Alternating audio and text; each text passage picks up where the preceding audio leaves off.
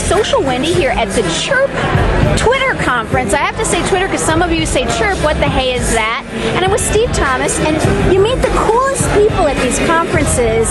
And I was telling him, we're standing here, it's in between, we're on the break, and I said yesterday I touched an iPad and he, of course, pulls his out, so to speak, not to be inappropriate, but check this out. Steve, tell us about what you did here. So hi.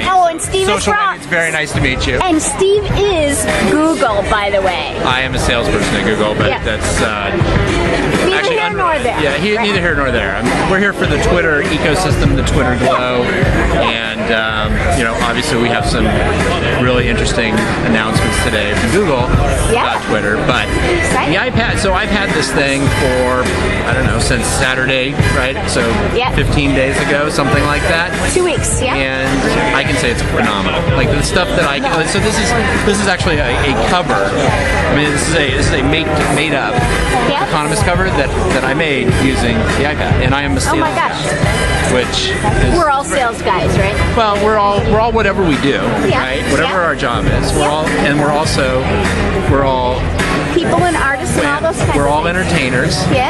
And a little bit of that. we're all and we're all educators. Yep. And I think no matter what your job is, if you can't educate, you can't entertain, it's hard to be successful at that job, right? Yep. But this thing really, it's to me it is not this weird thing that's somewhere between a laptop and an iPhone. It is what it is. It is something new.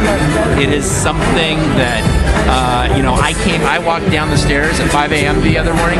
My 7-year-old was down there and was playing with it. Wow. He didn't have to know how to control the lead, to launch it, to turn it on.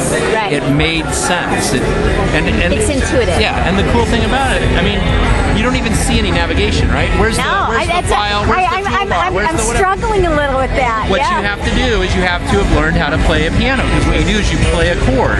You have to touch 3 places. It's touch screen, yeah. And you touch 3 places, and then the thing comes up. Yeah. Nice. So I think it's cool, and quite frankly, and it's game changing. It is, how will it change things for Google? First of all, I'm on the advertising platforms team, and so our sort of mission is to be able to serve, track, optimize ads in whatever channel, whatever medium that we can, and this feels like a new one. Just like Facebook felt like a new one, just like Twitter felt like a new one. I think this is a new one as well. Well, I work with a lot of clients, and we're trying to figure out how to translate into these experiences for people. What is that social consumer behavior going to be like, and what an exciting time, right? Yeah, I think it's honestly, I think it's in this case it feels like print. Yeah. But I think it's print plus, and I think it's more than print. Yeah. Where it's something new, something different, something deeper that and quite frankly, I think by being constrained by the thinking of it like print or thinking of it like an iPhone, I think we're missing the fact that this stuff is going to emerge. It's a whole new thing. Yeah. And we don't know what it is yet. Quite frankly, it's probably not a Tweety app. A Tweety. It's not that. It's not that simple. It's not an add-on. Right. It's almost like one of the analogies I tend to use with people is. Paradigms have changed so much. Imagine years ago, no one would have done what Hulu did, where they launched partially done and they ask everybody, tell us what should be next. Tell us how to finish out the development. It's almost what we're doing when these things come out fully developed. You start as a company seeing, what the platform or whatever. Yeah, and Hulu is a great example. And I think nobody in the industry, when Hulu was in its kind of conception period, thought that was going to be a good idea. Right. 2 traditional media firms getting together to come up with and you know what?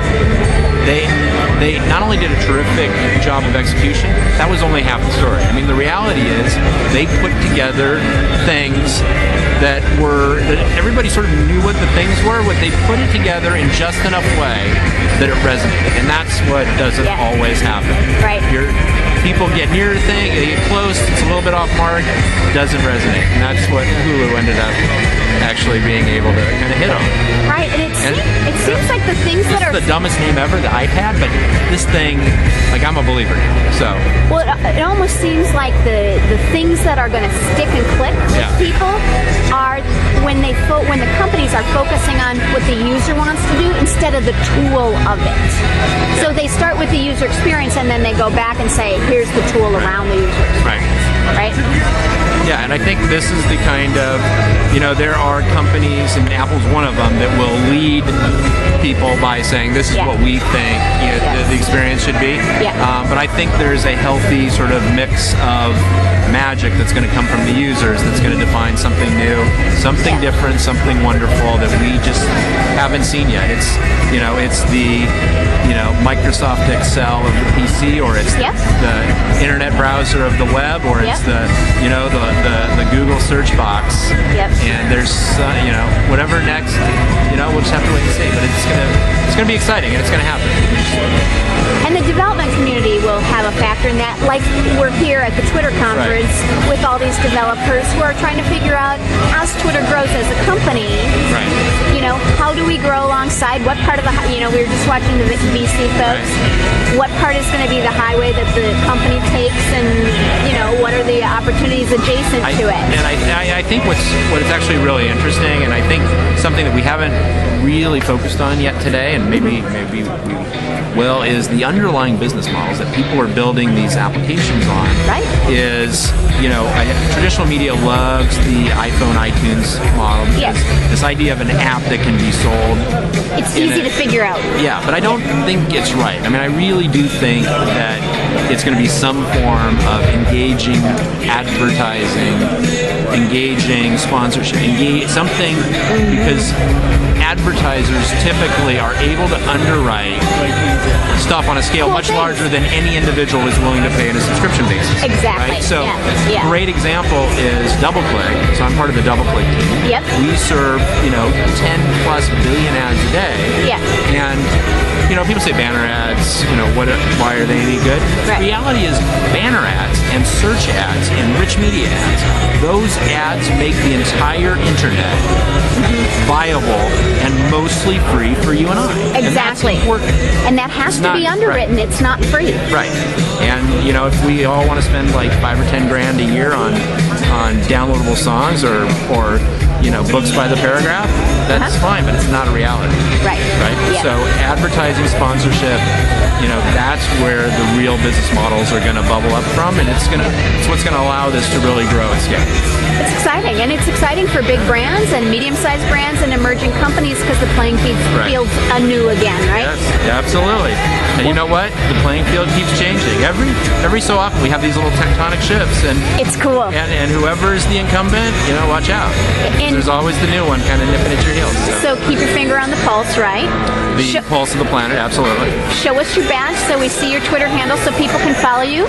So, Steve Thomas, right? And it's STHOMMES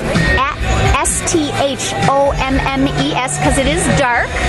So I'm sorry his face is a little dark, but we're in a theater and you get some groovy beat and good content. So, Social Wendy, peace out from the CHIRP Twitter Thank you, conference. Social Wendy. And nice to meet you. Nice to meet you too. Okay.